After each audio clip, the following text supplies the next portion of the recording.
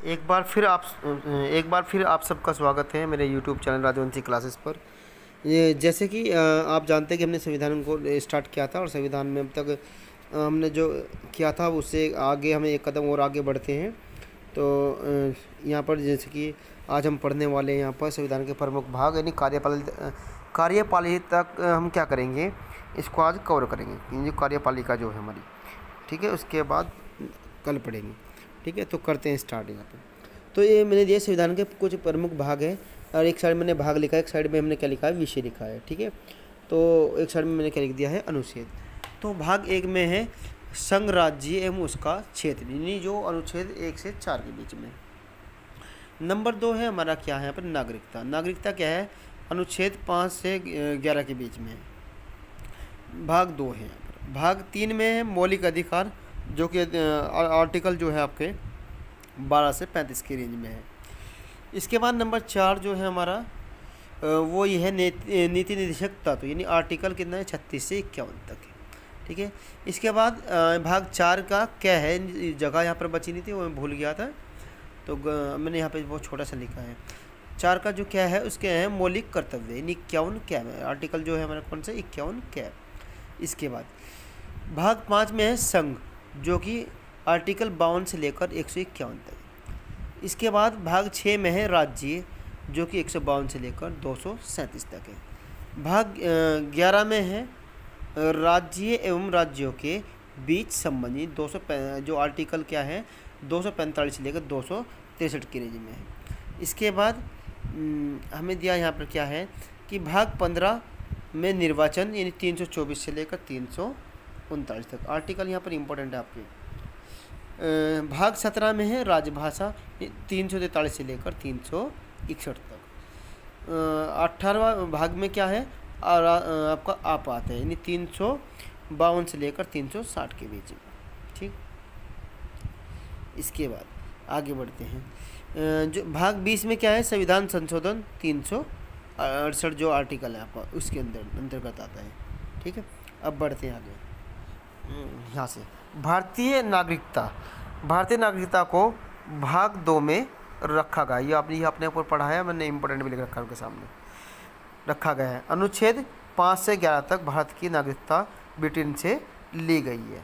भारत में एकल नागरिकता है, ये इंपॉर्टेंट पॉइंट है। ठीक है, अब नागरिकता प्राप्त करने की कुछ शर्तें हैं, वो हम यहाँ से पढ़ लेते हैं।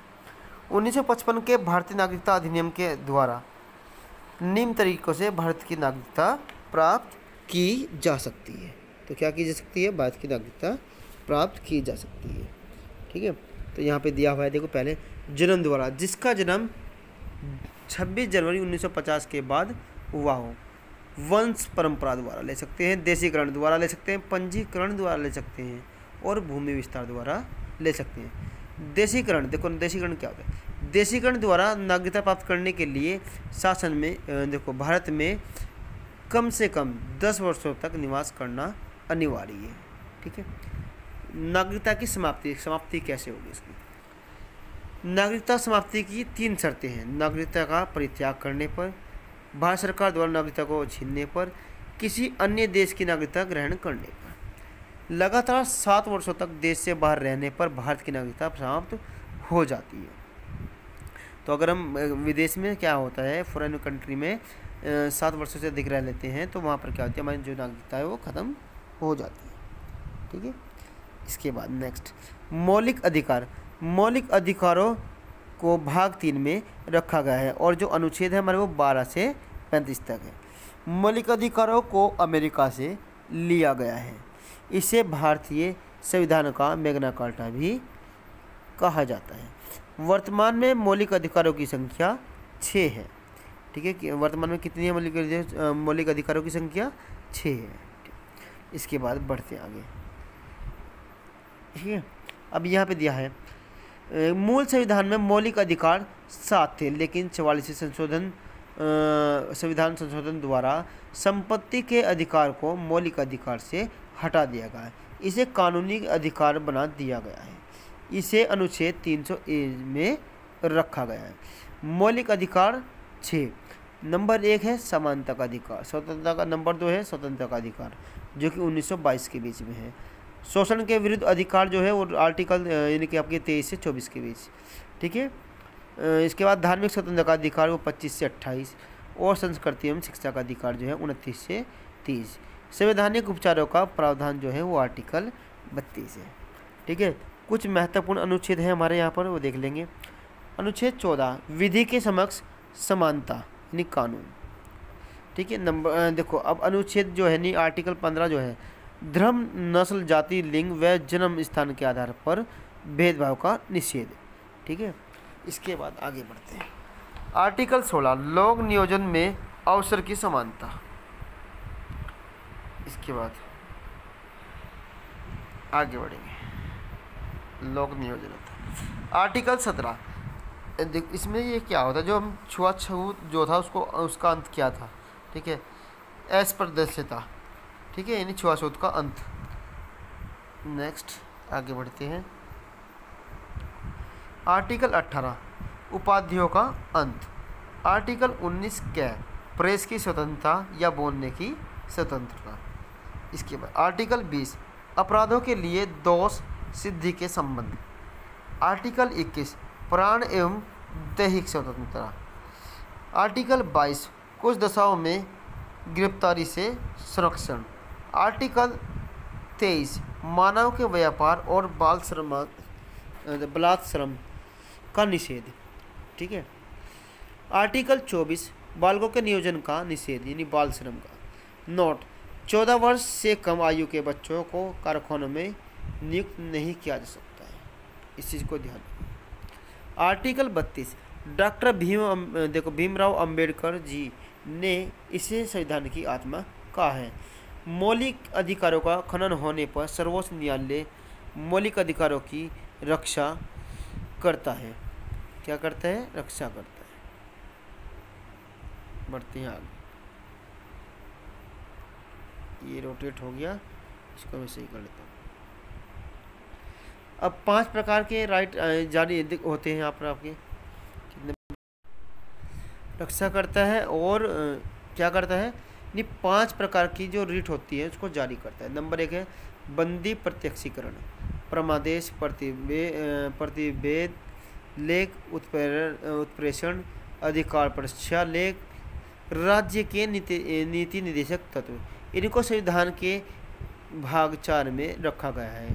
इसे अनुच्छेद 36 से 51 तक रखा गया है। इनको आयरलैंड के संविधान से लिया गया है। कुछ महत्वपूर्ण अनुच्छेद हमारे। अनुच्छेद 40 ग्राम पंचायतों का संगठन। आर्टिकल 44 नागरिकों के लिए एक समान सिविल संहिता, यानी जो सिविल संहिता जो इसका पेपर होता है हमारा, यानी एसएससी वगैरह जो यूपीएससी वाला, इसमें सभी को क्या दी गई? समानता। मौलिक कर्तव्य भाग 4 में लिए गए हैं। अनुच्छेद 51 कैसे? स्रोत रूस से, ठीक है। सरदार स्वर्ण सिंह समिति क्या है? अब सरदार स्वर्ण सिंह समिति, तो सरदार स्वर्ण सिंह समिति को पढ़ेंगे यहाँ पर, ठीक है। इन्होंने दिया है, देखो इसके बाद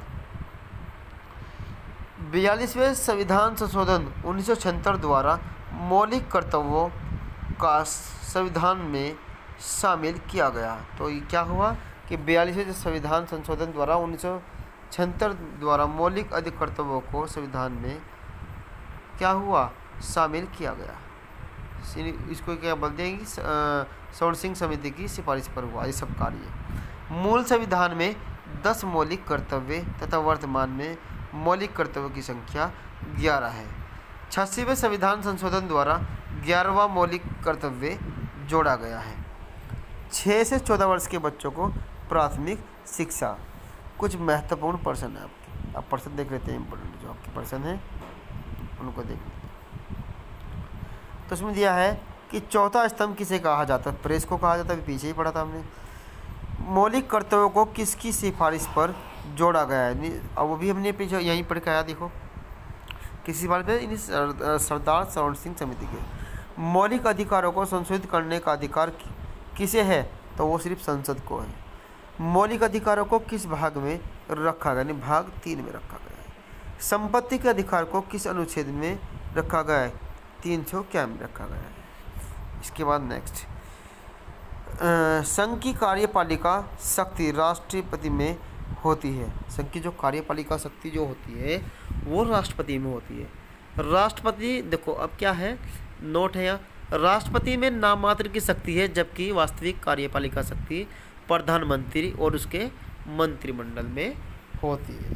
ठीक है, एक क्वेश्चन मेरा आपसे कि जो प्रथम नागरिक किसे कहा जाता है, तो प्रथम नागरिक आपका जो मुझे आप कमेंट सेक्शन में लिख के बताएंगे। ठीक है, तो आज के लिए बस इतना ही। और अगर आपको लग रहा है कि मैं जो लिख कर आपको संविधान ये जो पढ़ा रहा हूँ और आपको लग रहा है कि अगर मेरा ये पढ़ाना आपको समझ में आ रहा है, अच्छा है, आपको वीडियो अच्छी लग रही, तो वीडियो को लाइक शेयर और चैनल को सब्सक्राइब करना बिल्कुल ना भूलें और वीडियो को ज़्यादा से ज़्यादा शेयर करें। धन्यवाद।